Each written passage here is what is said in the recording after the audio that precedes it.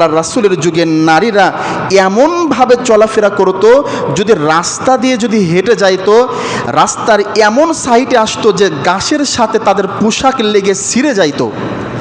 কোনো গাছের সাথে বা কোনো কিছুর সাথে তাদের কাপড় লেগে ছিঁড়ে যাইতো, সেখানে সেই জিনিসটা নষ্ট হয়ে যাইতো, এত পরিমাণ রাস্তার এক সাইড দিয়ে আসতো।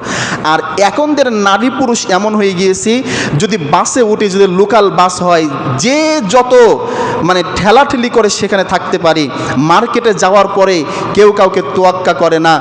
মার্কেট তো আজকে আমরা আমাদের স্ত্রীদেরকেই দিয়ে দিয়েছি। আমরা স্বামী, আমাদের কোনো মূল্যই নাই, আমরা শুধু উপার্জন করব আর স্ত্রীরা তাদের চাহিদা মতন তারা পোশাক ব্যবহার করবে। আপনি কেমন পুরুষ যে আপনার স্ত্রী মার্কেটে গিয়ে থ্রি পিস কিনবে, আপনার স্ত্রী মার্কেটে গিয়ে শাড়ি কিনবে, পোশাক কিনবে? এমন পুরুষ বলা যায় না। কারণ আপনি কেমন পুরুষ যে আপনার পছন্দ মতন আপনার স্ত্রী পোশাক পরতে পারবে না? আপনি যেটা নিজে হাতে কিনে দেবেন সেই জিনিসটা আপনার স্ত্রী পছন্দ করবে না।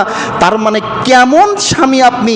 আপনার মতন স্বামীর পরিচয় দেওয়ার চাইতে না দেওয়াই ভালো। আপনি স্বামী নামেই কলঙ্ক।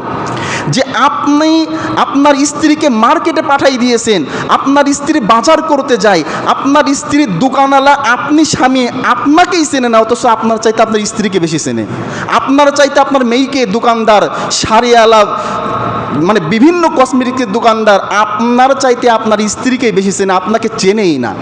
তাহলে এমন স্ত্রীকে যখন ঘর থেকে বাহির করবেন, ওই সংসারের ভিতরে অশান্তি আসবেই, এটাই হচ্ছে চূড়ান্ত।